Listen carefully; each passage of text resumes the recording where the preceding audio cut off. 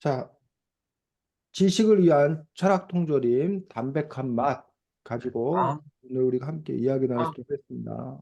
지석이 얘기 들리는 것 같은데? 들려요? 됐습니다.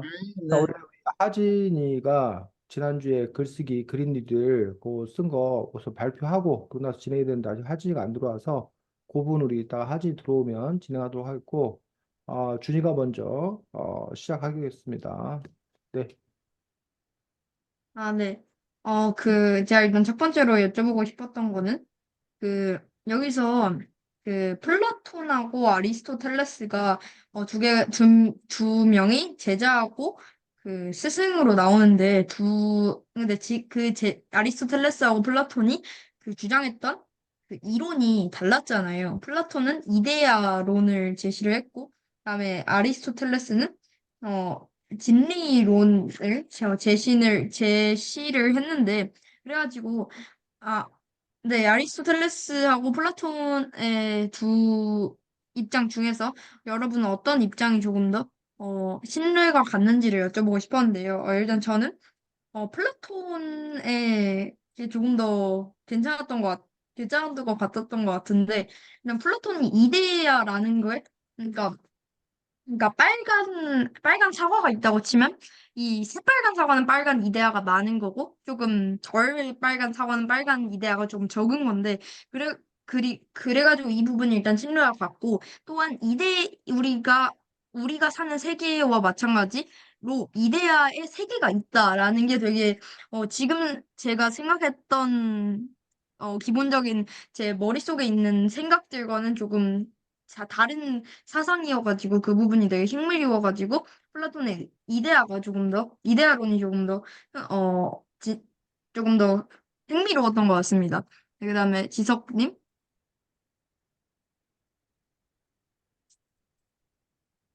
지석 원, 지석 투 누구 말? 원, 준이.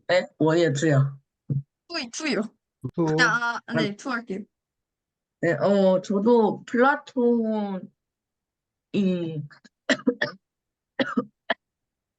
네, 저도 플라톤이 좀 인상 깊었던 것 같은데요.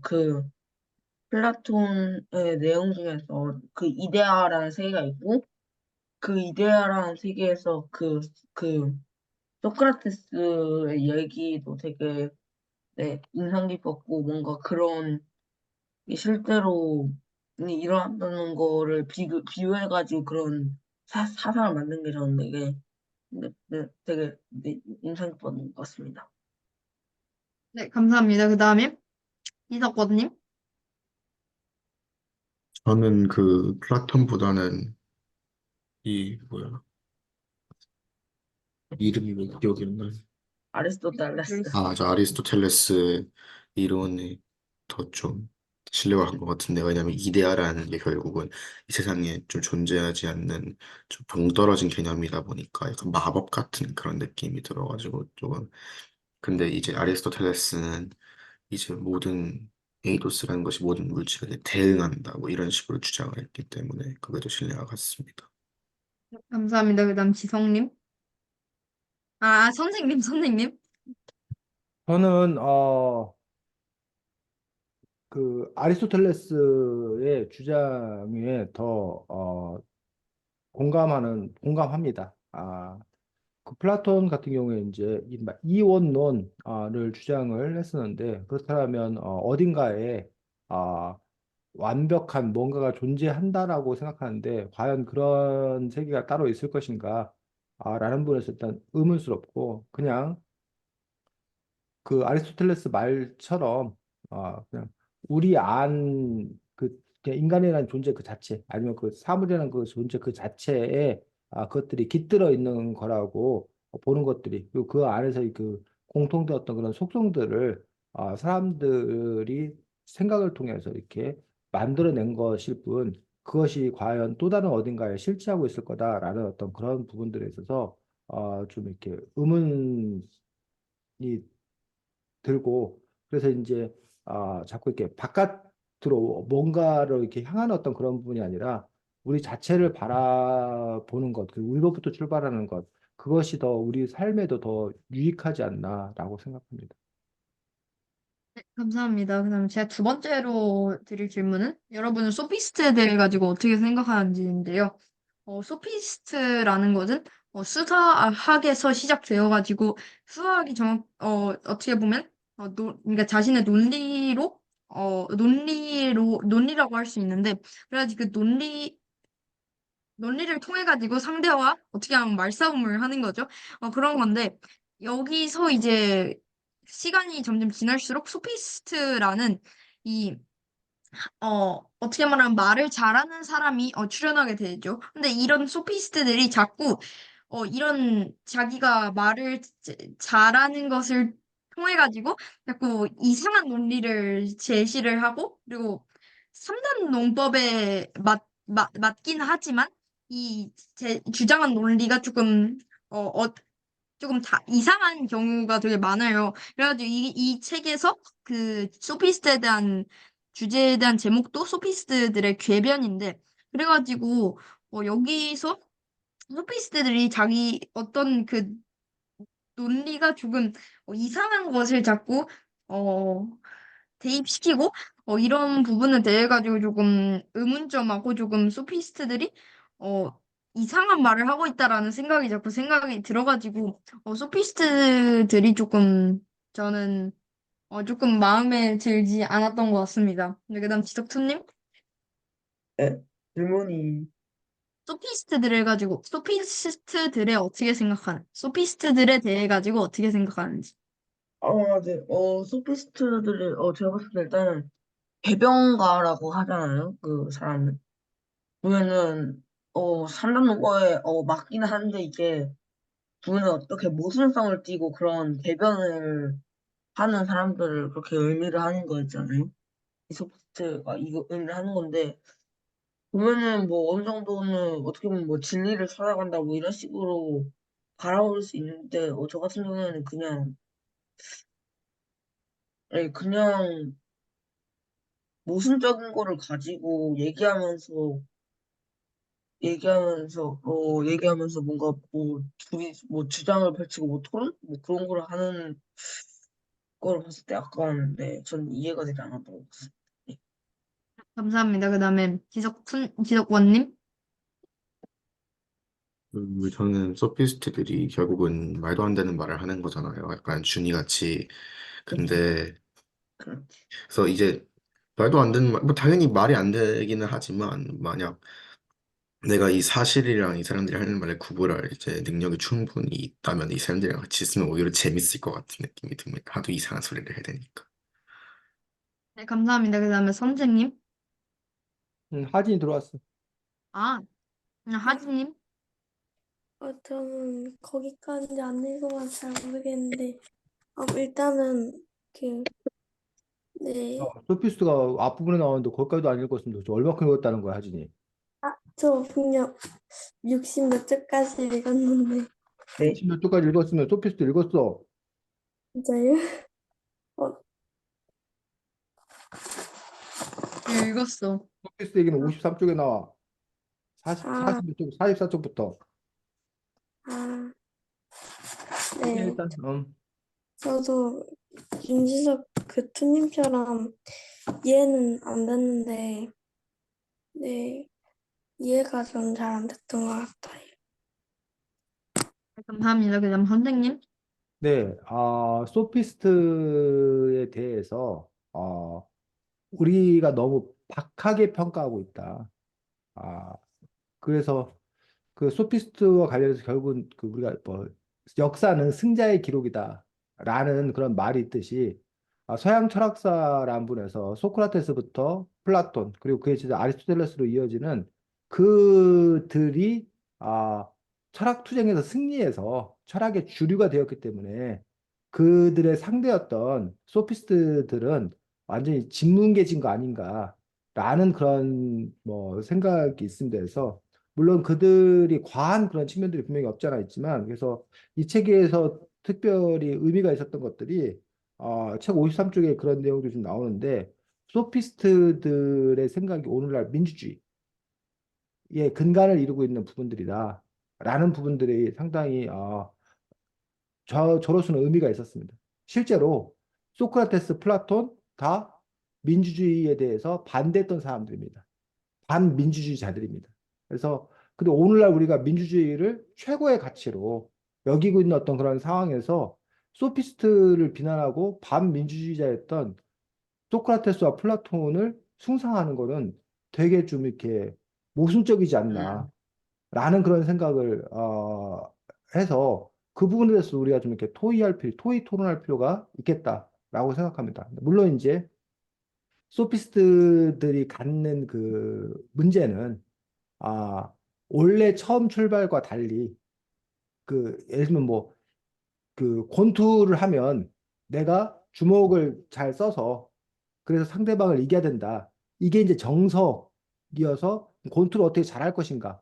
이 부분들인데 거기에 주목한 것이 아니라 어떻게 이길 것인 건가에만 주목을 해서 뭐 변칙적인 방법이 되었던 뭐 어쨌든 그런 거에 너무 주목을 하고 그 부분이 너무 과열됨으로써 원래 권투의 어떤 그런 본질 이런 것까지 훼손되는 그러한 그 잘못을 범한 것과 마찬가지로 소피스트들 역시 그 부분에서 처음에 어떤 그런 출발과 달리 그들이 설득이라는 부분들에 대해서 더 강력한, 더 효과적인 그런 방법에 몰두한 나머지 아까 말했던 뭐 궤변을 늘어놓는 그런 사람으로 조롱당하지 않나.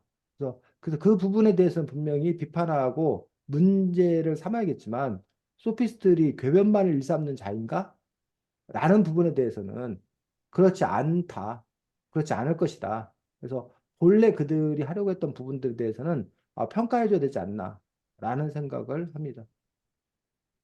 감사합니다. 전 여기까지 하겠습니다. 네, 수고했습니다.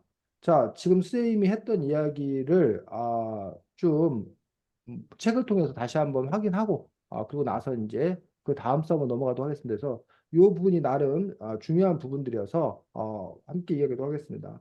44쪽 보겠습니다.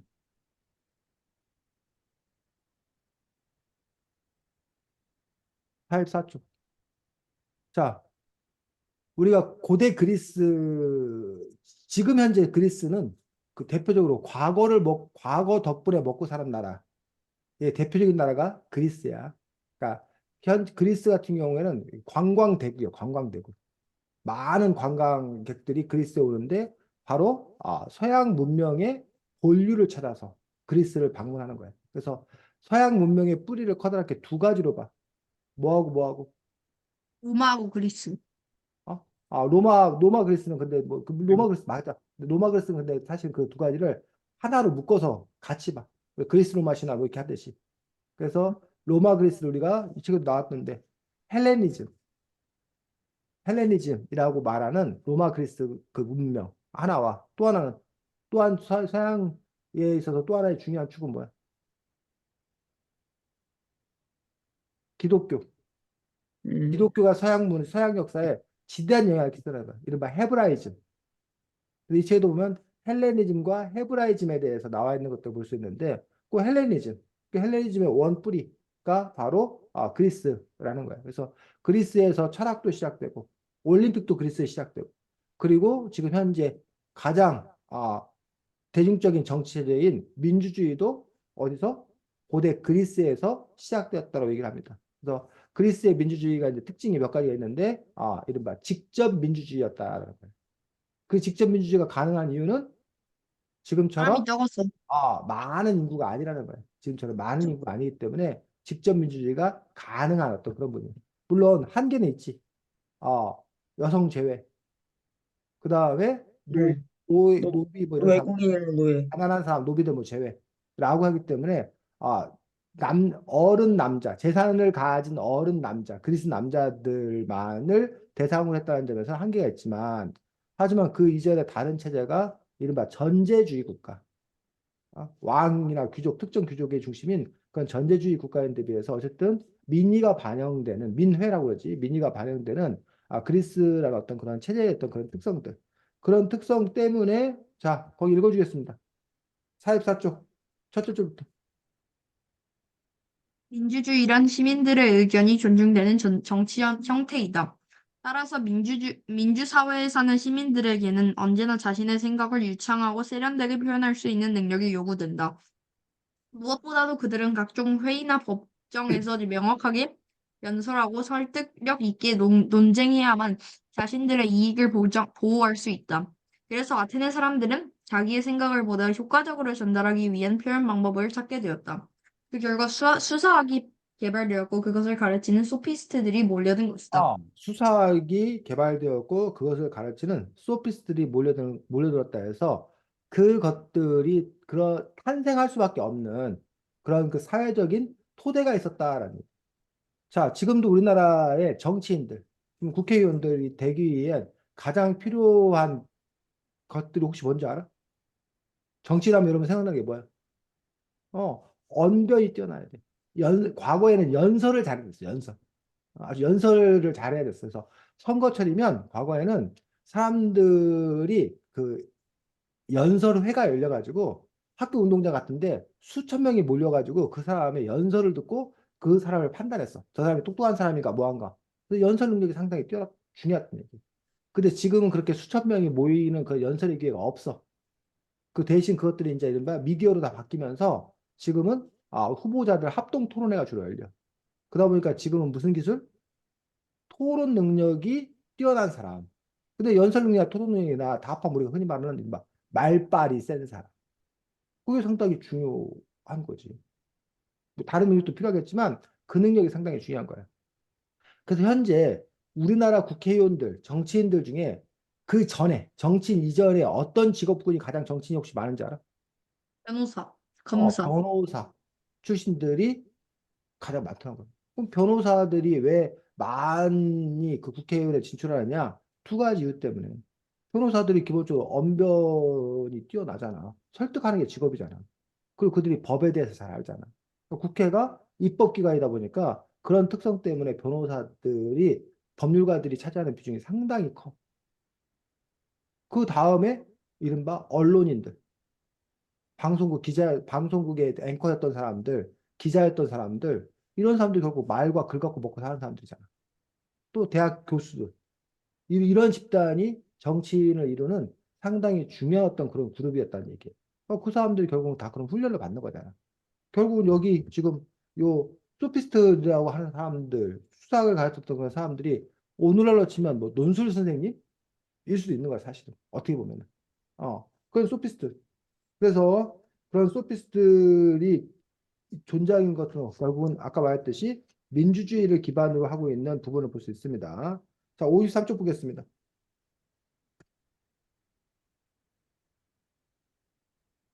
자, 둘째 줄에 53쪽 둘째 줄부터 읽겠습니다. 54쪽. 53쪽 둘째 줄. 아, 이처럼 소피스트들은 무엇이든 자기 입장에서 생각하고 판단하고 그것이 옳다고 주장했다. 이런 태도를 보통 상대주의적이라고 한다. 상대주의란 한마디로 모든 것의 참과 거짓은 각자의 입장이나 관점에 따라 서로 다를 수 있다는 주장이다. 어떤 사람에게는 서늘한 날씨가 다른 사람에게는 더울 수도 있다는 것이다. 이런 뜻으로 인간은 만물의 척도다 라는 유명한 말을 한 프로타고라스는 모든 사안, 법정에서 다루어지는 일, 안건에는 서로 대립하는 두 가지 진술이 있는 법이다 라는 말로 남겼다. 여기에서 잠시 짚고 넘어가야 할 것이 있다. 상대주의와 민주주의가 밀접한 관계를 맺고 있다는 것이다. 민주주의는 원칙적으로 이것이나 저것 둘 중 하나만 옳다는 흑백 논리나 중간 지대를 인정하지 않는 경향과 멀다. 당연히 내가 옳고 당신은 그르다는 생각도 거부한다. 내가 옳고 당신도 옳을 수 있으며 심지어 내가 틀리고 당신도 옳을 수 있다는 생각을 바탕으로 하고 있다. 바로 이 점에서 민주주의는 상대주의에 뿌리를 두고 있다고 볼 수 있다. 그렇다면 고대 아테네에서 민주주의와 상대주의, 수사학이 함께 발달한 것은 결코 우연이 아니다. 자, 그렇지. 준이 수고했습니다. 거기까지. 지금 요 말이 무슨 말이냐는 얘기야. 지속투. 지금 준이가 읽은 그 부분이 무슨 말이야?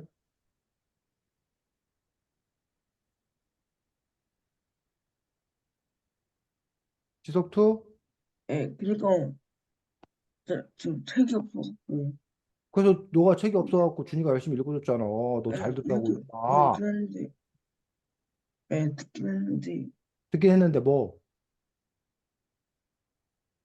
너가 지금 뭐라고 했는지 우리가 알 수 없잖아. 지석이, 하진이. 그러면 화면 끄는 거에 대해서 선생님이 뭐라고 안 해.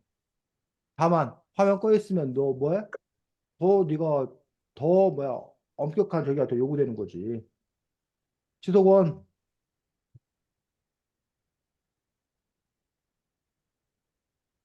준이가 읽은 부분이 뭔 말이야? 이런 부분이 어떻게 정리를 해야 될까? 준이, 너가 읽은 부분이 뭔 말이야? 민주주의하고 그, 그 민주주의가, 그러니까 소피스트들이 이런 것이 옳다고 주장했고, 그다음에 그게 상대주의적이라고 주장했는데, 사실은, 아니, 상대주의적이라고 주장했고, 그래가지고 이 상대주의와 민주주의가, 그, 상대주의하고 민주주의하고 수사학이 함께 발달하게 되었고, 그리고 이것이, 결코 우연한 일은 아니다라는.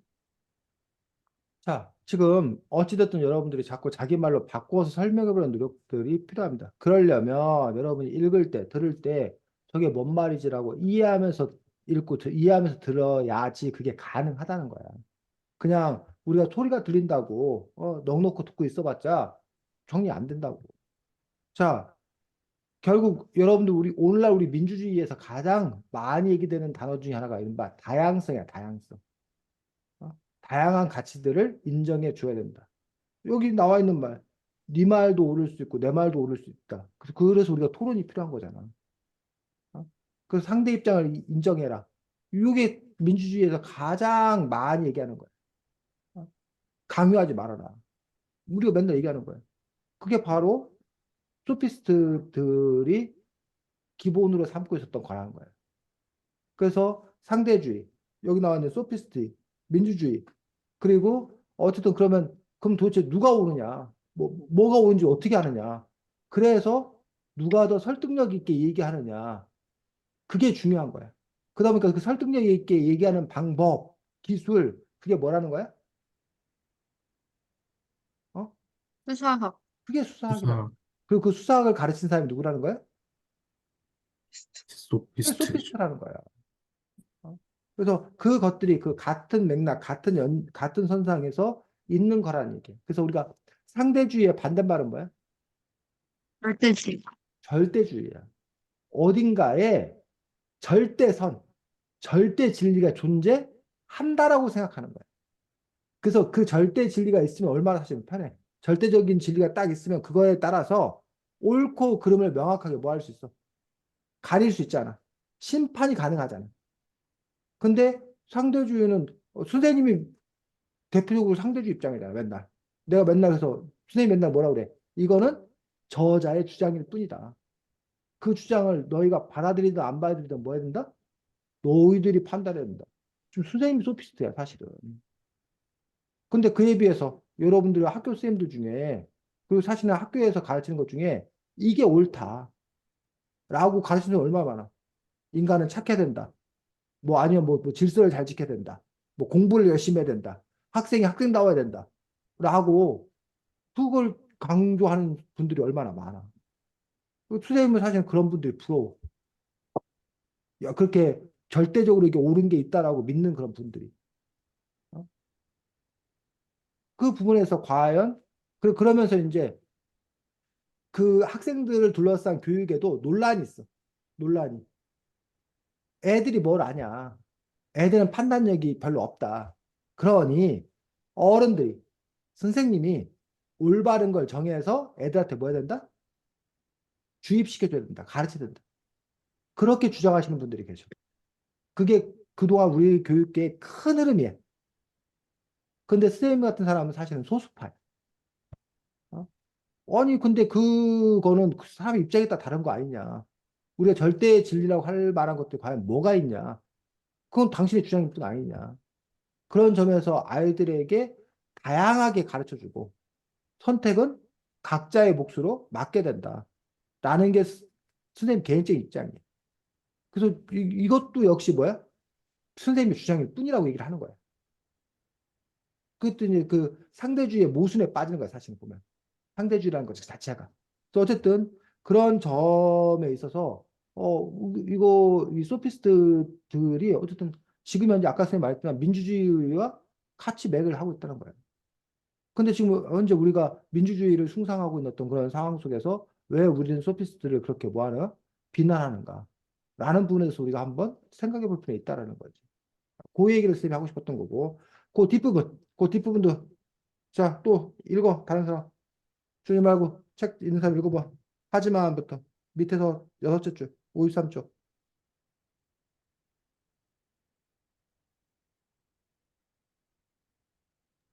음, 하지만 들리죠? 아, 하지만 이처럼 누구든 각자의 입장에서 판단하는 것을 참된 지식으로 인정한다면 누구에게나 공통적으로 참된 지식이란 없다는 결론이 나온다. 그래서 고르기아스는 진리는 없다. 있어도 모른다. 알아도 말할 수 없다라고 주장했다. 이처럼 인간의 능력으로 누구에게나 참된 지식은 알 수 없다라는 주장을 회의주의라고 한다. 거기까지. 뭐가 나왔어? 페이지. 회의주의. 회의라는 거. 회의주의가 그 회의한다는 게 우리가 그 저기 한다는 게 아니야. 그뭐 토의하고 뭐 이게 아니라 회의는 의심을 품는다라는 거야. 의심을 품는다.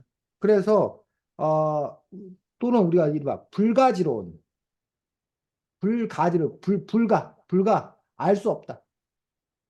알 수 없다. 라고. 우리 인간이 부족한 존재라서 절대 진리, 참된 진리가 있는지 없는지조차를 알 수 없다. 우리 인간이 거기 도달할 수 없다. 라는 것들이 불가지론적 입장이에요. 다 이것들이 뭐예요? 절대론에 반대되는 거예요. 그러니까 절대주의라는 것은 절대 진리가 있는 거고, 그 절대 진리를 우리가 알 수 있는 거고, 그 절대 진리를 찾는 게 철학이고, 이렇게 생각하는 쪽이 있다는 거지. 또 그런 점에서 이게 오랜 논쟁. 절대 진리가 있을 거고, 절대 진리를 찾으려고 하는 쪽과, 그렇지 않다는 어떤 그런 부분들. 그래서 그 부분도 우리가 어떻게 볼 거냐. 그래서 과거에는 미도 아름다우면 이거야! 라고 정해진 것도 있었단 얘기예요. 근데 최근의 경향은 제 눈의 안경이라고. 제 눈의 안경. 내가 예쁘면 됐지. 그래서 아름다움이 바깥에 절대적으로 존재하냐? 존재하지 않는다. 그냥 그거는 사람들이 이데올로기를 심어준 것뿐이다. 내 눈에 내가 아름답다고 느끼면 그게 뭐 한 거다? 아름다운 거다. 라는 어떤 그런 점들. 그런 점들에 있어서 사실은 뭐가 맞는 얘기고 누구의 손을 들어줄 거냐 라는 부분들에 대해서는 또 여러분들 또 각자가 판단할 거고 그동안의 어떤 그런 철학자들이 그런 점에서 어떤 이야기들을 하고 있는가 이 부분들 여러분들이 살펴볼 필요가 있다고 생각합니다.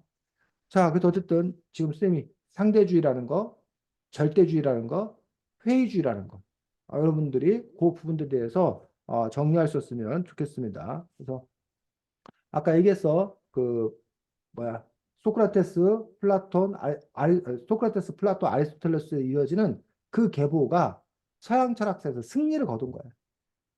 그 바람에 소피스트 이런 쪽은 상대적으로 뭐야?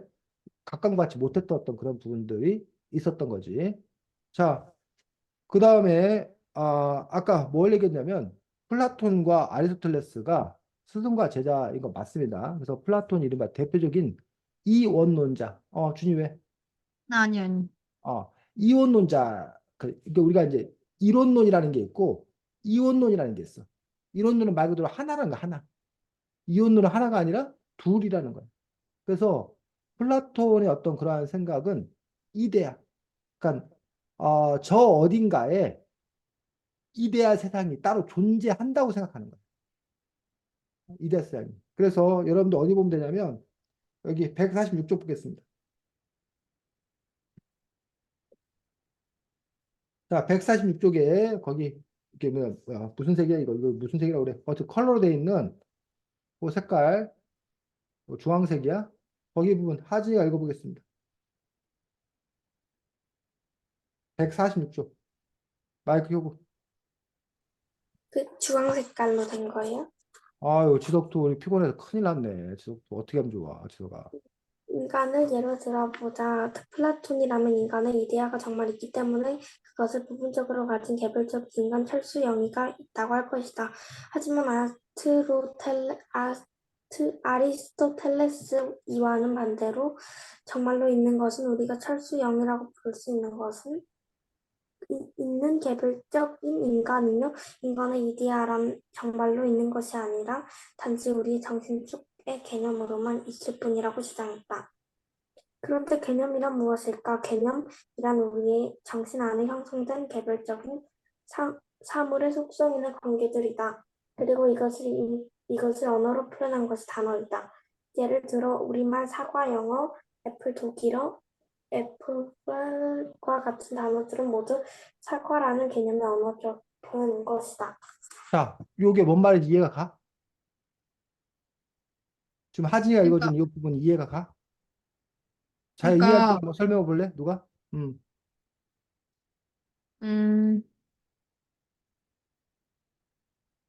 그러니까, 그, 플라톤하고 일단 아리스토텔레스는 그 사상 자체가 다른데 일단 플라톤은 이 인간을 이루는 것 자체가 인간의 이데아라고 하는 것이 인간을 이루는 것이고 아리스토텔레스는 그냥 인간은 그냥 인간이라는 그냥 개별적인 존재이고 개별적인 존재이다.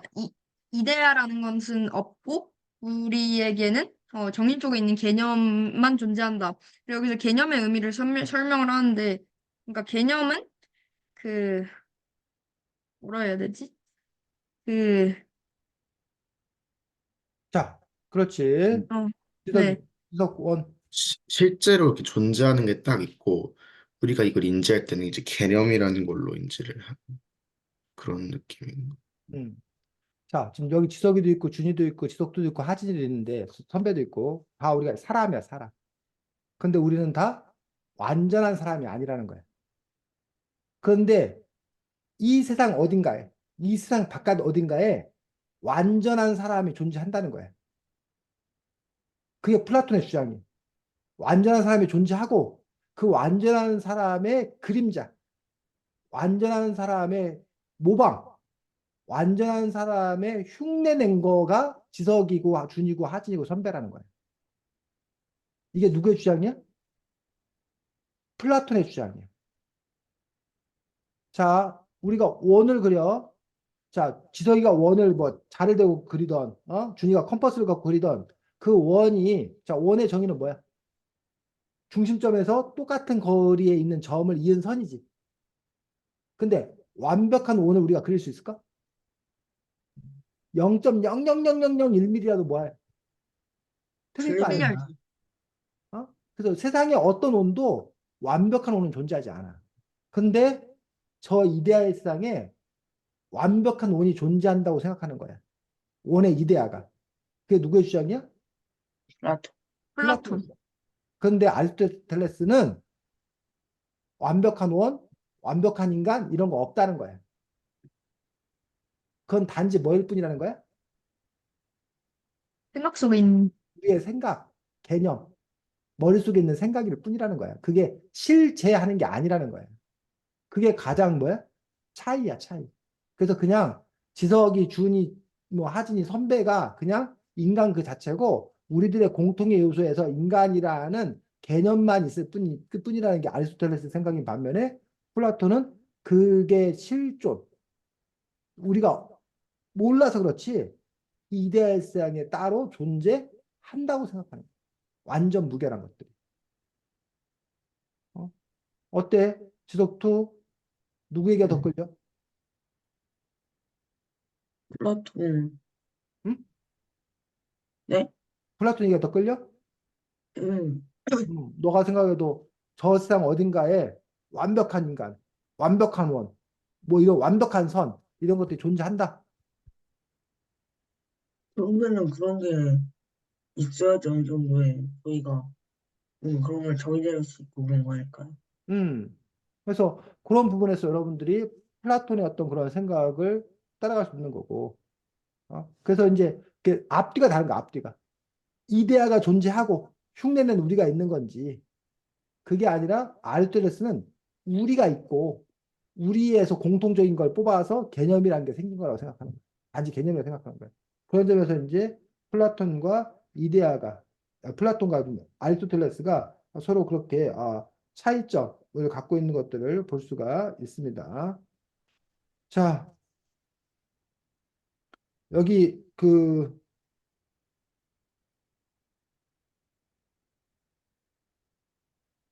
147쪽에 프랑스의 뛰어난 중세 철학자인 질송 이 존재란 무엇인가에서 이렇게 얘기했다네. 그게 이해하기 뭐 쉬운 어떤 그런 부분이라 해서 그 부분 하나 마지막 읽어주겠습니다. 준이.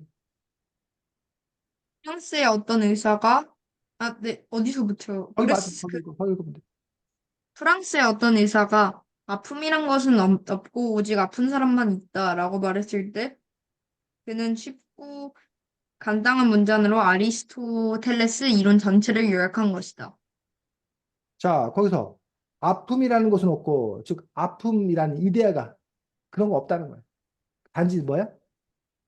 지금 아픈, 지석이가 뭐 왼팔이 아파요. 왼팔이 아파요. 뭐 지석투가 지금 뭐 눈이 아파요. 그런 그 아픈 사람만 있다는 거예요. 그 부분에서 이제 뭐야? 아픔이라는 것들을 뽑아낼 수 있다는 거예요. 공통으로. 그래서 그런 점에서 여러분들이 그 플라톤과 아리스토텔레스에서 뭐 또 다른 여러 가지 차이가 있겠지만 플라톤과 아리스토텔레스에 대해서 그렇게 여러분들이 이해하면 됩니다. 자, 다음 지석원이 진행하겠습니다. 질문은 여기 여러 가지 이제 이론이나 이런 게 나왔는데 이 중에 제일 어려웠던 게 무엇인지 어, 그러는데 저는 일단은 데카르트의 연역법 이게 되게 이해가 아니 되게 어렵더라고요. 이게 특히 마지막에 보너스 캔 여기 뒤쪽에 나와서 뭐 데카르트의 주장을 반박하는 게 나오는데 그게 진짜 꼼꼼히 읽지 않으면 거의 이해가 잘 안 되더라고요. 그래서 이 데카르트의 연역법이 굉장히 어려웠습니다.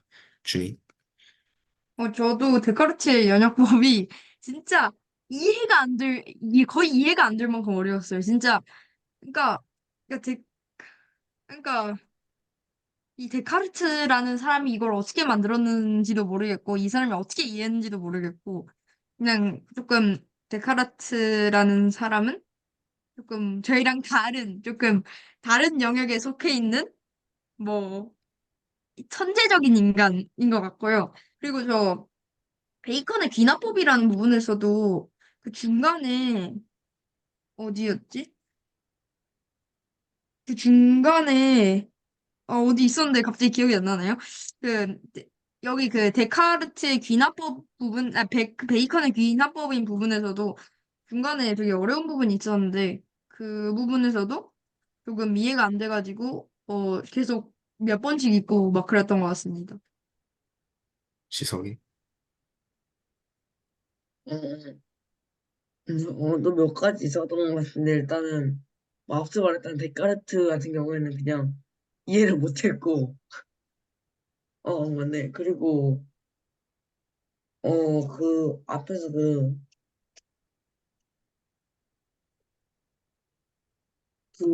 누구였지? 소피스트, 네, 소피스트 말도 약간 헷갈렸던 것 같은데. 준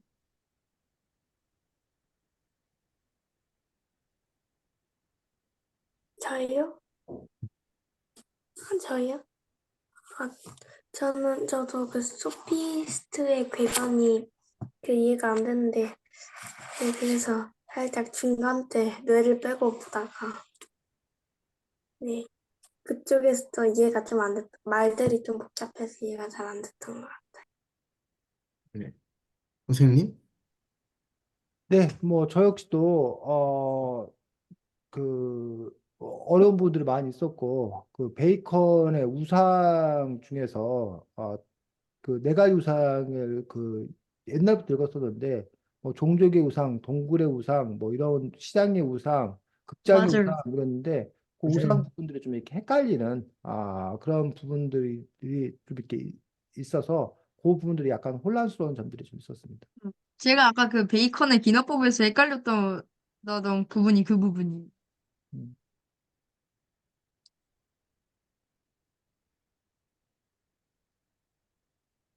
주석원. 알겠습니다. 그리고 이쪽에 마지막에 데카르트가 데카르트 외에 많은 수학자들이 자연은 되게 완벽한 수학적 법칙에 의해 움직인다고 많이 주장을 했는데요. 근데 이거에 대해 어떻게 생각하는지, 이게 진짜로 그런 법칙에 움직이는지 아니면 아닌지를 저는 이제 물어보고 싶은데, 저는 일단은 아닌 것 같아요. 왜냐하면 일단은 뭐 자연에는 여러 가지 예상하기 어려운 인간의 그 머리로는 두뇌로는 전혀 좀 예측하지 못하는 그런 이상한 일들이 일어나기도 하고, 또 양자역학적으로 들어가면은 굉장한 불규칙성을 띠기 때문에 저는 규칙을 굳이 수학적 규칙을 완벽히 따르진 않는다고 봅니다. 준이. 일단은, 저희가 일단은 전체적인 자연에 대해 가지고 우리 인간이란 인류 자체가 자연에 대해 가지고 아직 한 1%그 정도도 저희는 아직 모르는 것 같고요. 그래가지고 자연이라는 게 수학적 규칙에 따르지 않는다고 말할 수는 없겠지만 일단은 저는 수학적 규칙일 수는 있고 아니면 다른 어떤 규칙에 의해 가지고 이 자연이란 게 돌아간다고는 생각을 해요. 그게 수학적 규칙일 수도 있고 아니면 또 다른 어떤 우리가 모르는 어떤 규칙일 수도 있지만 그 규칙에 따라 가지고 자연이 움직일 것 같다고 생각은 해요. 시석. 어느 정도 일단은 이 수학이라는 학문 자체가 뭔가 무규칙성이 무규칙성으로 뭐 이루어져 있는 것처럼 보이는 곳에서 규칙성을 찾아가지고 그거에 대해서 조언을 하고 그거에 대해 밝히는 거 자체가 뭐 수학이 하는 뭐 그런 식으로 저희 가능하다면 수학의 일반에서 그런 거를 봤을 때 자연에 저희가 아직은 이거를 자연에서 이렇게 무규칙성이라고 저희가 무규칙성이라고 그렇게 주장을 하고 있는 것도 어쩌면 무규칙의 규칙성 그러니까 이렇게 규칙성이 아이 안에도 존재할 수 있다라고 저는 생각을 합니다. 하지. 마이크. 저는 그 수학이 그 자연에 의해서 살짝 비슷하게 된 게 아닐까 생각하는데 자연은 수학이 아닌 것 같은데 그 법칙에 그 적용이 안 되는 것 같은데 수학은 자연으로 그 영향을 받은 게 아닐까라는 생각은 합니다. 선생님? 네, 뭐 저는 수학의 역사라는 부분들이 결국은 자연을 해석하기 위한 끊임없는 노력이었다라고 생각을 합니다. 그래서 그동안 우리가 그 알고 있는 수학 지식을 통해서 잘 설명되는데 설명되지 않는 부분들이 많이 있다 보니까 또 다른 수학, 뭐 아니면 더 복잡해진 어떤 그런 수학을 통해서 어쨌든 이런 자연과 우주를 설명하려고 끊임없이 좀 하고 있는 것 아닌가. 그리고 수학자들의 발견이라고 하는 것들이 바로 그러한 것들을 설명하기 위한 노력들이고 그 과거에는 설명 안 됐던 부분들이 상당 부분 많이 수학에 의해서 설명되고 있는 것들을 보았을 때 그래서 뭐 수학에 의해서 뭐 저기 한다가 아니라 어쨌든 그 수학적으로 설명하려고 노력하고 그 설명 그 자체가 수학이다. 라는 걸로 저는 이해를 해서 그것들이 어쨌든 계속적인 어떤 그런 노력에 의해서 그렇게 수학적으로 설명하는 게 가능해지지 않 가능한 부분들이 점점 늘어나지 않겠나. 그래서 모든 걸 설명할 수 있을지 그건 잘 모르겠지만 어쨌든 가능한 그런 부분들이 점점 많이 과거에 비해서 늘어났고 앞으로도 더 늘어날 거다라고 생각합니다. 네. 여기까지 하겠습니다. 네, 수고했습니다. 자, 그 나왔던 이야기 그럼 먼저 좀 하고 194쪽 보겠습니다.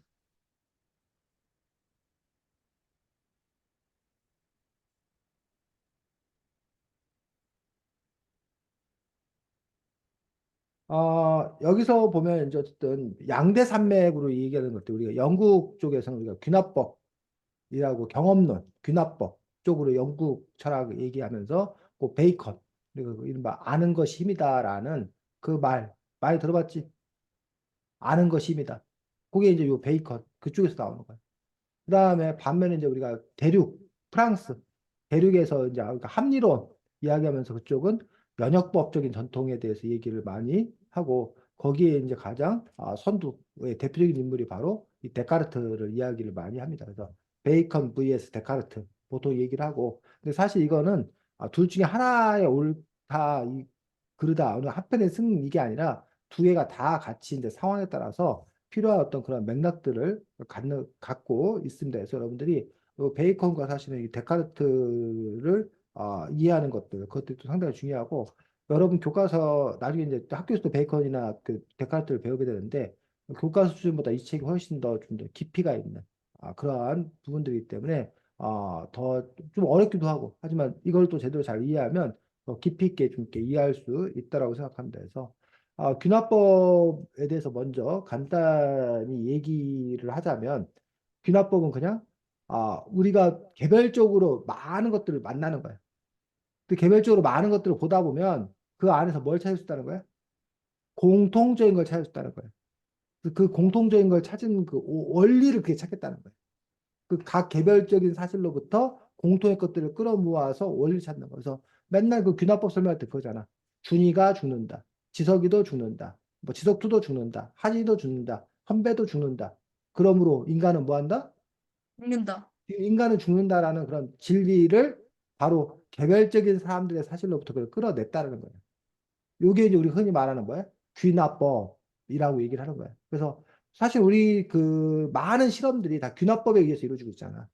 그 관찰을 통해서 거기서 공통된 사실을 뽑아서 우리가 그걸 원칙, 법칙이라고 얘기를 하는 거예요. 그게 귀납법이라고요. 반면에 연역법은 거꾸로예요.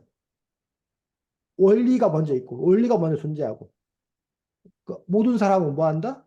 죽는다. 라는 그 원리가 먼저 존재하는 거예요. 그런데 준이가 사람인 거예요. 하진이가 사람인 거예요. 그러니까 준이도 뭐 할 거라는 거야? 죽을 거라는 거야. 하이진도 죽을 거라는 거예요. 그래서 이른바 대전제, 대전제로부터 시작이 되어서 거기서부터 뻗어나가는 거.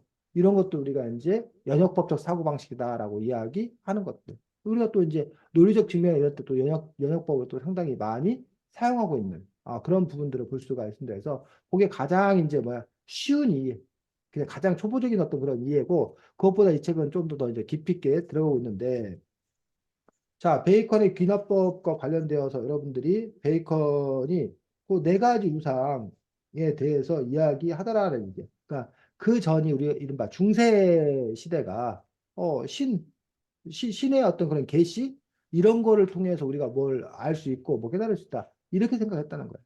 근데 그런 부분에서 어쨌든 인간 중심의 인간의 이성, 인간의 사고를 통해서 뭔가 새로운 것들을 알아야 된다라는 어떤 그런 부분들에서 학문하는 태도로서 네 가지 우상에 대한 이야기들을 하고 있습니다. 그래서 그 네 가지 우상은 어, 194쪽 보겠습니다. 우상이라는 말 그 자체 때문에 우리가 혼동을 하는 거야. 혼란스러운 거야. 194쪽 폈어? 네. 거기 우상을 깨뜨려라. 거기 읽어보겠습니다. 지소원.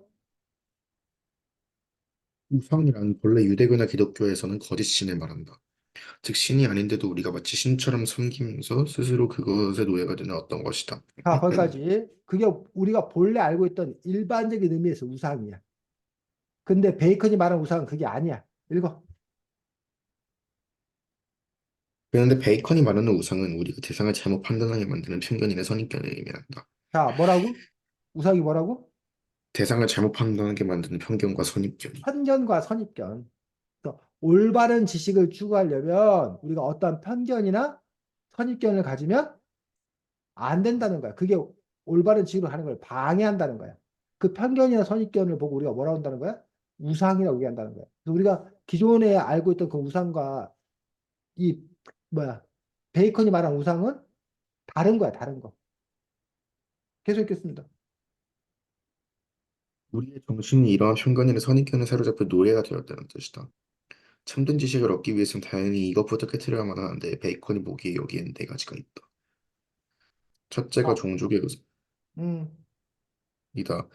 인간이라는 종족 그 자체에 뿌리박고 있는 편견이나 선입견이라는 뜻이다. 자, 베이 종족의 우상. 우리가 뭐기 때문에? 인간 인간이라는 종족이기 때문에 인간의 눈으로 바라보기 때문에 그렇게 볼 수밖에 없는 그런 한계가 존재한다는 거야, 우리가. 그래서 인간이란 종족에서 뭐해서 벗어나서 볼 수 있어야 된다는 거야. 아니, 그런데 내가 인간인데, 우리가 인간인데, 인간에서 벗어나서 우리가 그거를 볼 수 있어야 한다라고 얘기한다는 거야. 그래서 여기서 그렇게 얘기했어. 거울 자체가 울퉁불퉁하면 그 거울로 사물을 비치면 사물이 제대로 보이지 않고 막 이그러져 있을 거 아니야. 그럼 그 사물이 이그러져 있는 게 아니라 그 거울 자체가 이그러져 있다는 거야. 즉, 우리 인간의 눈으로 바라봤을 경우 인간이 그게 그 뭐야? 울퉁불퉁한 거울이라는 거야. 우리 인간이라는 존재 자체가. 그 때문에 이 울퉁불퉁한 존재 인간에서 뭐야? 벗어나야 그래야 제대로 볼 수 있다라고 이야기하고 있습니다. 자, 그래서 196쪽 보겠습니다. 읽어. 여기 예를 들어, 어, 둘째는 동굴의 우상이다. 아니, 196쪽. 예를 들어 거기 읽어. 아, 예를 들어 사람들이 일반적으로 빠지기 쉬운 점성술, 꿈, 해몽, 인과응보 등 각종 미신이 이에 속한다. 베이컨에 의하면 사람들은 이런 미신들의 성공적 사례만 보고 실패한 경우는 무시하는 경향이 있다는 것이다. 만일 어떤 사람이 난파된 배에서 기도를 드려 살아난 사람들이 마치 바친 재물의 목록을 보여주며 이래도 신을 믿지 않겠느냐라고 물으면 그렇지만 살려달라고 기도했는데도 끝내 물에 빠져 죽은 사람들의 초상화는 어디 있느냐라고 되물어야 한다고 베이컨은 주장했다. 그래서 요 부분들이 인간들이 빠지기 쉬운 점성술, 꿈의 몽, 인과응보, 각종 미신들이 이에 속한다라고 이야기하고 있다는 것들. 그래서 이른바 종족의 우상이라고 하는 어떤 그런 부분들은 어쨌든 우리가 뭐기 때문에 인간이기 때문에 그렇게 생각하는 것 아닌가. 라는 점에서 끊임없이 뭐 한다는 거야? 질문해야 된다는 거야. 회의에 의심을 품어야 된다는 거야. 그 종족의 우상에 빠지지 않도록.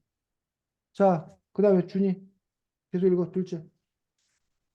둘째는 동굴의 우상이다. 각자가 개인적으로 갖고 있는 편견이나 선입견을 말한다. 베이컨은 사람마다 올바른 판단을 방해하는 각자의 어두운 동굴이나 밀실을 갖고 있다고 했다. 이것은 타고난 본성이나 자라는 환경, 받은 교육 등에 의해 만들어진다. 또한 다른 사람에게 들은 소문, 읽은 책이나 사회적 권위, 첫인상 또는 흔히 징크스라고 부르는 개인적 편견 등에 의한 것일 수도 있다. 자, 그러면 종족의 우상과 동굴의 우상이 어떻게 달라? 어, 그러니까 종족의 우상은 어떻게 보면 선천적인 거고, 그 동굴의 우상은 후천적인 거. 뭐, 그럴 수 있겠네. 그렇게 되네. 종족의 우상은 여기 우리 5명 모두에게 해당되는 거야. 우리가 인간이기 때문에 어쩔 수 없이 가질 수밖에 없는 그런 편견, 이런 것도 있는지에 대해서 보라는 거야. 반면, 동굴의 우상은 우리 각자가 다 뭐해? 달라. 준이가 갖고 있는 동굴의 우상과 지성이 갖고 있는 동굴의 우상, 선생님이 갖고 있는 동굴의 우상 각자 뭐 하다는 거야? 다르다는 거야. 개인적인 성장의 어떤 그런 차이들, 이런 것 때문에 가질 수밖에 없는 그런 것들을 보고 우리가 동굴의 우상이다라고 얘기하고 있는 것들. 그래서 학문에서 동굴의 우상은 첫째, 특정한 연구 방법이 지배하는 경우, 이른바 학파라는 게 있어, 학파. 무슨 학파. 그럼 그 학파의 입장에서만 자꾸 바라보기 때문에 그게 동굴의 우상일 수 있다는 거예요. 그 다음에 종합과 분석 가운데 어느 한쪽에 과도하게 치우치는 경우, 너무 분석적으로만 바라보는 거고, 너무 종합적으로만 바라보는 것들, 이것도 문제라는 거예요. 그 다음에 어느 시대를 특히 편애하고 있는 경우, 그 시대의 고민을 그 시대의 관점에서 바라보는 경우, 그 다음에 연구주제가 지나치게 광범위하거나 협소한 경우, 역시 이런 것들도 다 뭐에 동굴의 의상에 빠지기 쉬운 그러한 상황이다라고 이야기하고 있는 또 볼 수가 있습니다. 하진이 읽어, 셋째. 저 그 책 윤지성한테 줬어요. 그래? 자, 네, 제가 읽게요. 197쪽. 네, 셋째는 시장의 우선이다. 우리가 사용하는 언어 때문에 생기는 오류를 말한다. 베이컨은 인간을 언어로 의사소통하는데 그 언어는 일반인들의 이해 수준에 맞춰서 자, 정해진다. 셋째 시작의 우상은 뭐라고? 뭐 때문에 생기는 거라고? 인간의 언어. 언어, 네, 말 때문에. 이 말이 내가 무슨 말을 해도 내가 전하려고 하는 말이 그대로 여러분에게 100% 전달되는 게 아니라 말이라는 매체를 통해 전달되기 때문에 말 자체가 오해를 불러일으킨다는 거예요. 그게 바로 시장의 우상.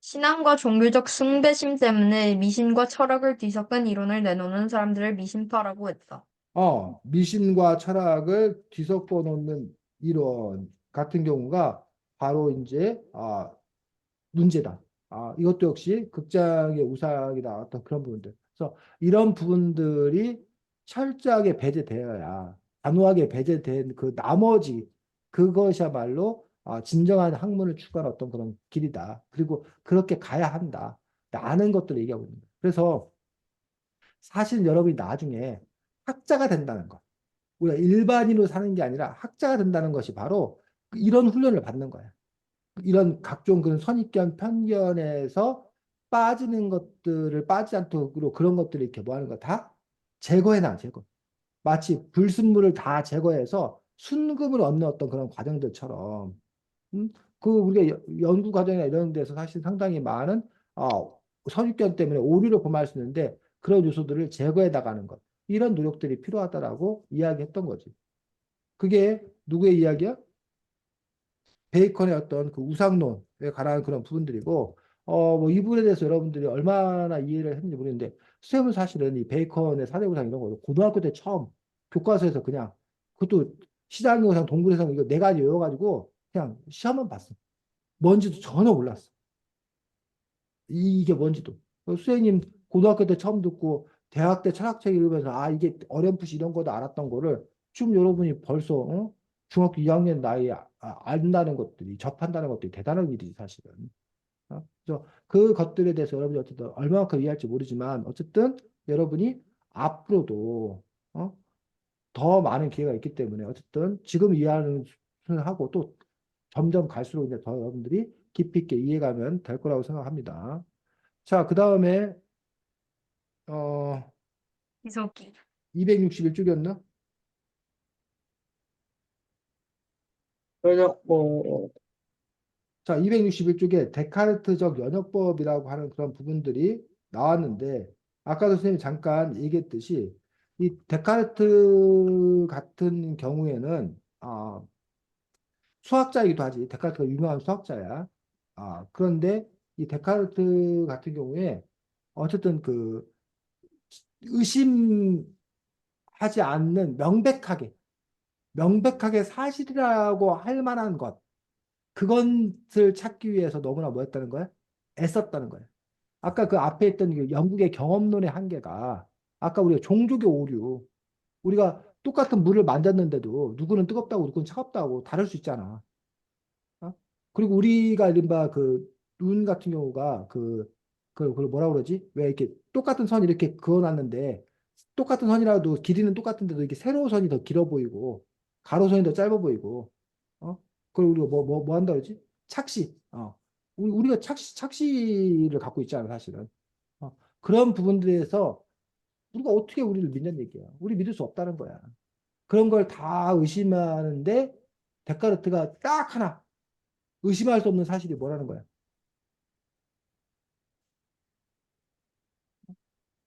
내가 지금 뭐 하고 있는 거? 의심하고 있는 거. 아, 내가 의심하고 있는 거는 그 의심하는 나는 있을 거 아니냐는 거야, 최소한. 나는 생각한다, 고로 존재한다, 그거. 그래, 나는 생각한다, 고로 존재한다. 그 얘기가 나온 이유가 바로 그 사람이 아, 이건 이래서 틀려. 이건 저래서 틀려. 이건 저래서 틀려. 라고 다 깬 거야. 다 이거 믿을 수 없는 거야. 근데 그러다 보니까 딱 하나 남는 게 바로 뭐야? 나. 생각하고 있는 나야. 그 생각하고 있는 나라는 거는 뭐 할 수 없다는 거야? 부정할 수 없다는 거야. 그래서 거기로부터 출발을 해서 거기서부터 이제 가지를 뻗어나가는 거야. 이해가? 아까 뭐야?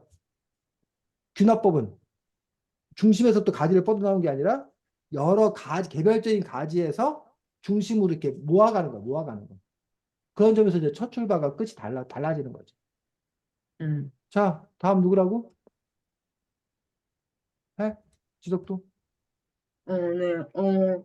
여기서 이 책에서 이런 철학자들은 이 진리라는 거에 대해서 그렇게 되게 네, 이 진리라는 거에 대해서 되게 알아보기 위해서 노력을 했는데요. 이런 데카르트 같은 경우에는 일단, 예, 일단 데카르트 같은 경우에는 이 진리라는 것은 참된 지식과 모순이 없이 맞아 떨어지는 그런 거를 진리라고 데카르트는 주장하였고, 지금 현실에서의 진리는, 어, 현실에서의 진리는 그냥 사실, 부정할 수 없는 사실, 뭐 이런 걸 현실에서는 지금 진리라고 규정을 하고 있습니다. 전 여러분들한테 여러분들 생각하는 진리는 무엇인지에 대해서만 말씀 나눠보고 싶은데요. 저 같은 경우에는 음,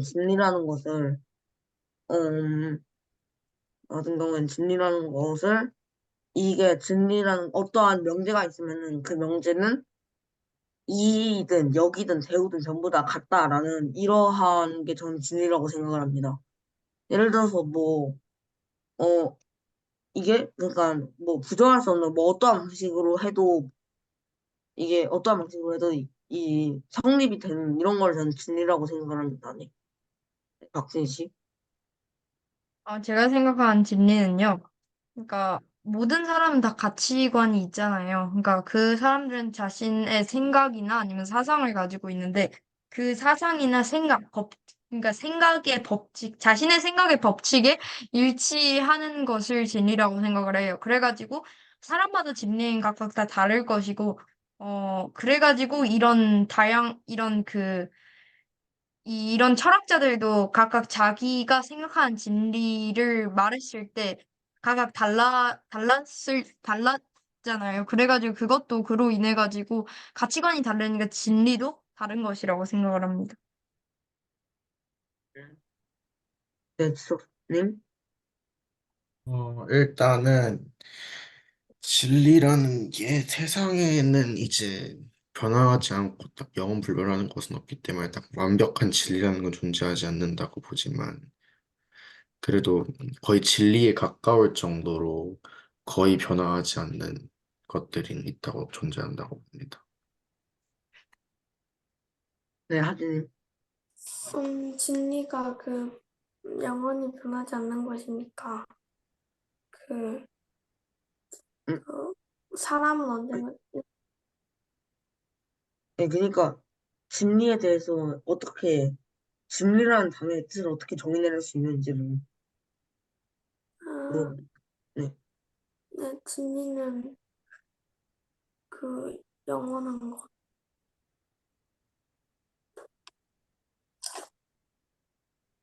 음, 음, 네. 네. 에, 네, 선생님. 근데 저는 뭐 진리를 어떻게 정의 내려야 할지 사실은 솔직히 잘 모르겠고, 다만 이제 진리라고 하는 것들이 그 사회의 사람들의 다수가 뭐 동의하는 것, 이고 그것들이 더 좋다면 공간적으로 그렇고, 그때 시대를 뛰어넘어서 좀 더 이렇게 오랜 생명력을 갖는 것들, 이런 것들로 지향에 간다고 생각합니다. 백을 향해 지향에 가는데 과연 백이라는 그런 진리가 존재할 건가라는 부분들에 대해서는 그건 뭐 알 수 없다라고 생각이 들고, 다만 이제 지금 당장이라는 어떤 그런 부분에서는 우리 인간들이란 존재들이 안에서 어쨌든 이렇게 합의해야 되기 때문에 최소한 갖춰야 될 것들이 이 책에서 보면 이제 이른바 건전한가 타당한가 뭐 이런 건전성 타당성 이런 것들을 이야기하고 있는데, 최소한 그 형식적인 어떤 그런 측면에서 제대로 잘 갖추고 있는 뭐 이런 그 요건들을 갖추고 있는 것이라 한다고 생각합니다. 네, 알겠습니다. 끝. 저는 여기까지. 음. 그래서 지금 뭐 우리가 시간이 없어 거기까지 못 볼 것 같은데, 여러분들이 여기 책에 보면 책 240쪽, 248쪽, 249쪽에 이제 뭐 데카르트가 그 방법의 주요 준칙이라는 이름으로 내세 네 가지 규칙이라고 한 그 부분들. 그래서 그 사람이 어쨌든 자명해야 된다. 라고 이야기하고 명백하고 분명해야 된다는 것들. 그다음에 필요하다면 문제를 작게 나누어 검토해야 한다는 것들, 그 다음에 질서를 유지해야 한다고 이야기하는 부분들, 그 다음에 마지막에 가서는 세분해서 분석한 것들을 전체적으로 재조합하고 재검토한다는 것들에서 그런 방법을 또 이렇게 제시하고 있는 것들을 볼 수가 있고, 이러한 것들은 사실은 수학과도 상당히 밀접한 연관을 갖고 있는 부분들을 볼 수가 있습니다. 다음 하진이. 저는 그 질문은 딱히 없는데 그 글 읽기 그거 준비해 왔어요. 아, 맞다, 맞다. 참. 그래. 하진이가 글을 써온 게 있어서 지난번에 발표 못했던 게 있어서 그거 발표 듣도록 하겠습니다. 너무 기대하지 않으셨으면 좋겠습니다. 뭐라고? 너무너무 기대, 기대가 됐네요. 아니요, 기대하지 않아줬으면 와, 좋겠습니다. 진짜 어떻게 2주 동안 만든 그 걸작을 한번 보도록 하겠습니다. 자, 하진이 발표 듣고 지속 1, 준이 지속 2 순으로 평하겠습니다. 해. 그린 뉴딜은 기후위기와 사회 경제적 불평등을 동시에 해결하기 위해 만든 정책이다. 하지만 그린 뉴딜 정책에는 많은 문제점들이 있다. 그러므로 나는 그린 뉴딜 정책을 반대한다. 그 첫 번째 이유는 그린 뉴딜의 핵심 원칙 중 하나인 불평등은 그린 뉴딜을 한 이후로 전혀 개선되지 않고 있다는 것이다. 그린 뉴딜은 시민들의 경제적 불평등을 해결하기 위해 만든 법이다. 그런데 그런 그린 뉴딜이 시민들의 참여가 전혀 없이 만들어졌다는 게 그린 뉴딜이 경제적 불평등이라는 문제를 잘 해결할 수 있을까라는 생각이 들게 만든다. 두 번째 이유는 그린 뉴딜 정책을 하고 또 기후위기 문제가 별로 나아지지 않았다는 것이다. 그린 뉴딜을 하기 전 2019년에는 49만 정도의 쓰레기가 배출되었는데 그린 뉴딜을 시작한 2020년도에는 쓰레기 배출량이 54만 정도로 늘었다. 2017년도에서 2018년도 쓰레기 배출량 차이는 약 2만 정도밖에 나지 않았는데 2020년도가 되면서 코로나가 시작돼 쓰레기 배출량이 늘은 것이라고도 볼 수 있다. 하지만 그린 뉴딜이 코로나로 인해 무너진다면 다른 재난 상황이 닥쳐질 때도 똑같이 무너질 텐데 앞으로의 기후 위기를 예방하기 위해 만든 정책인 그린 뉴딜이 제일 중요한 상황에서 무너진다면 그린 뉴딜이 더 이상 필요하지 않을 것 같다는 생각이 든다. 그린 뉴딜은 우리의 환경 문제와 각종 사회적 문제들을 해결하기 위해 만들어진 정책이다. 하지만 그런 문제들이 해결되지 않는다면 우리가 그린 뉴딜을 잊지 못해 앞선 문제들을 해결하지 못할 것이다. 앞으로의 나은 미래를 위해서라도 나는 그린 뉴딜은 없어져야 하는 정책이라고 생각한다. 네, 지석원.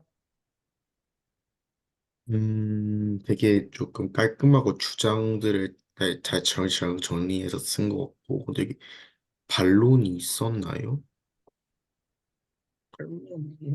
반론 파트가 없었던 것 같아서. 준이.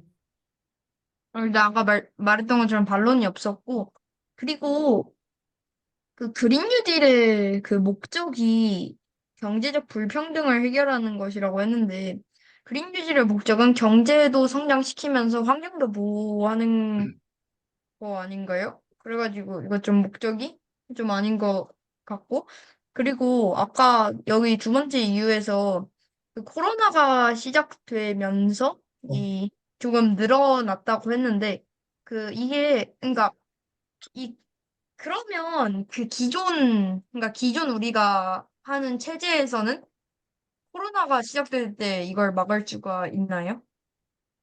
그러니까 막을 수가 기존 체제에서도 막는 방법이 없으니까 그래도 더 탄소 배출량이 그 전 체제를 했을 때와 비교했을 때 코로나가 닥쳤을 때 비교했을 때 그린 뉴딜이 조금 더 적게 나올 수가 있는 것이니까 이 주장도 약간 조금 이상한 것 같습니다. 다른 건 다 괜찮았던 것 같습니다. 지석 2.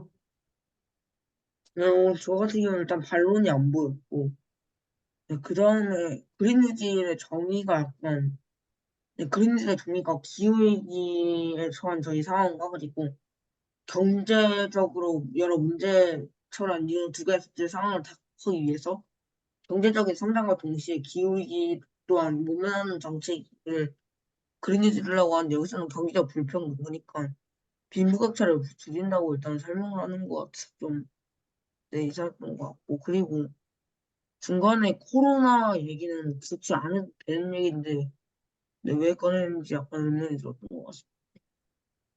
자, 하진이가 일단 그린 뉴딜과 관련되어서 관련돼서 반대 입장에 대해서 아마 공부를 좀 한 것 같습니다. 조사를 해서 갖다가 그걸 바탕으로 하진이가 글을 쓴다면서 그런 노력을 했다는 점 좋다고 생각합니다. 자, 좋습니다. 그런데 여기 보면 동시에 만든 정책이다라고 한 문장 써놨는데 요 문장이 그린뉴딜에 대해 서론에서 좀 더 자세히 쓰는 게 좋겠다고 생각합니다. 왜냐하면 그 다음 문장 하지만 그린뉴딜 정책에는 많은 문제점도 있다. 그래서 반대한다. 이거 하나만 한 얘기잖아. 많은 문제가 있어 반대한다라고 하는 부분들.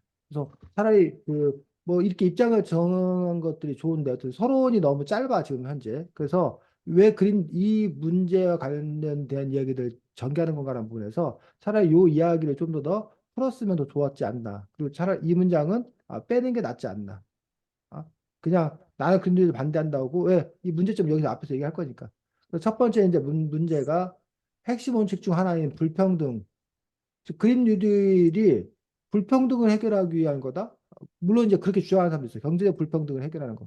그래서 기후위기, 그린 뉴딜 일단 기후위기를 해결하는 게 우선인 거고 경제적인 불평등을 해결한다는 거를 물론 경제적 불평등을 해결한다라고 주장하는 좌파 세력들이 있는 거야. 좌파에서 그런 주장을 하는데 여기서 이제 개선되고 있지 않을 것이다. 불평등의 문제를 해결할 수 없기 때문에 그린리들은 반쪽에 불과하다라는 어떤 그런 반대 논리를 얘기하고 있는 건데 이 경제적 불평등이 뭔지에 대해서 이걸 알고 있는 사람이면 상관이 없겠지만 많은 사람들이 이 불평등하고 그린리들하고 뭔 상관인지 이 경제적 불평등이 뭐가 문제인지 그런 부분에 대한 이야기가 있어야 되는데 그 이야기가 뭐하다는 거야? 없다는 것들, 친절한 설명이 없다는 점들. 그 점이 아쉬운 그런 부분들입니다. 그래서 왜 경제적 불평등이 문제인 건가? 그 경제 불평등이 왜 해결돼야 되는가? 근데 그린 뉴딜은 왜 경제 불평등을 해결할 수 없는가? 라는 그런 부분들에 대한 이야기가 그 체계적으로 설명되어 있지 않은 점들, 그런 점들이 이제 아쉬운 어떤 그런 부분들이라는 거예요. 그래서 지금 현재 보면 기후위기가 닥치는데, 근데 그러면 기후위기가 왜 그런 얘기해? 코로나19는 그 평등했다고 그게 그 얘기 들어본 적 있어? 부자도 코로나 걸릴 수 있고 가난한 사람도 코로나 걸릴 수 있으니까 질병이 공평하다, 평등하다고 얘기한 거 들어본 적 있어? 그런 얘기?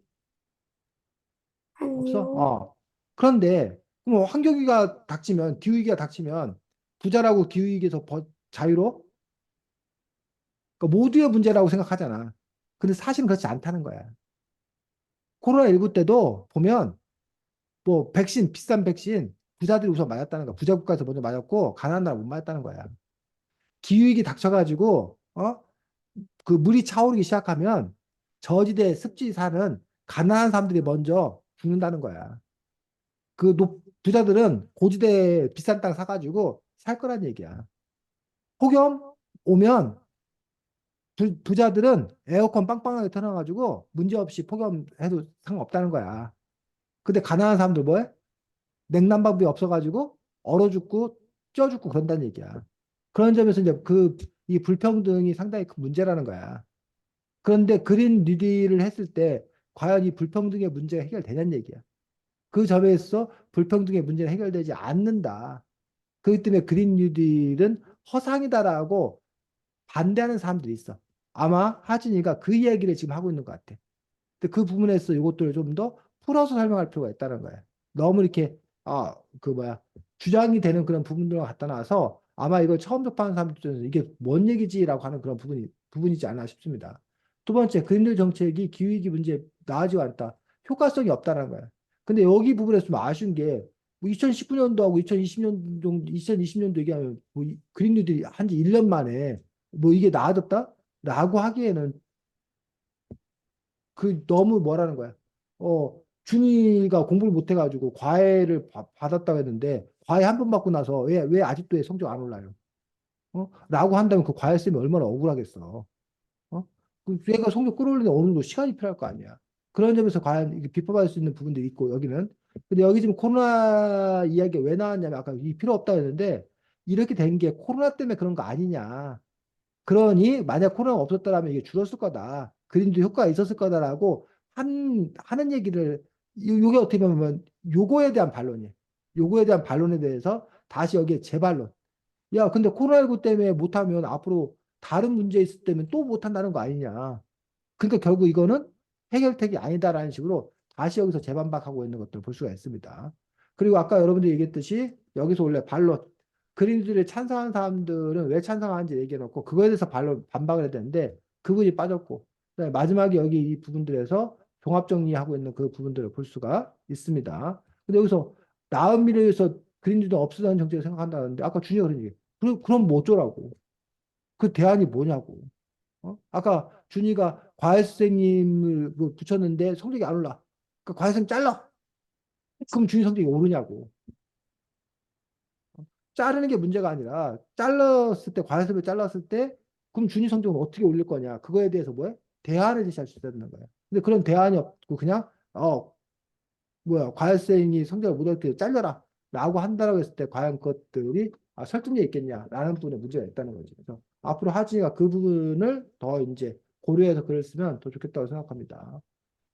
자, 다음 주에는 아시아에서 만난 우리 역사라는 책입니다. 그래서 아시아에서 이거. 만난 우리 역사. 맞습니다.